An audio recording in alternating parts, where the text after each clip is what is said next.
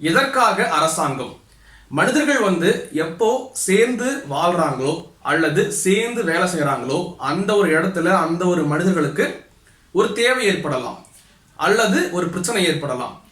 அந்த ஒரு தேவையை பூர்த்தி செய்வதற்காக அல்லது ஒரு பிரச்சனை வருதுன்னா அந்த பிரச்சனையை முன்கூட்டியே தெரிஞ்சுக்கிட்டு அதற்கான ஒரு செயல்முறைகளை பண்றதா இருக்கட்டும், இல்லது பிரச்சனை வந்ததுக்கு அப்புறம் அதற்கான ஒரு தீர்வு காண்றதா இருக்கட்டும்.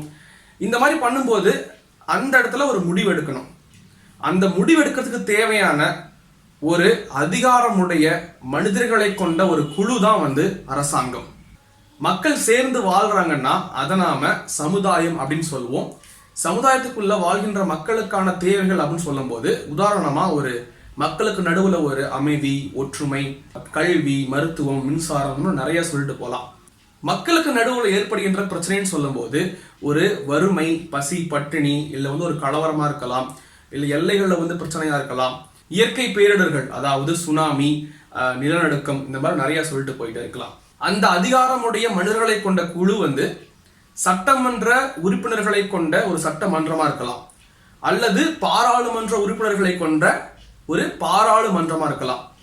இந்த சட்டமன்ற உறுப்பினர்களையும் பாராளுமன்ற உறுப்பினர்களையும் நாம தேர்தல் மூலமாக வாக்களித்து தேர்ந்தெடுப்போம்.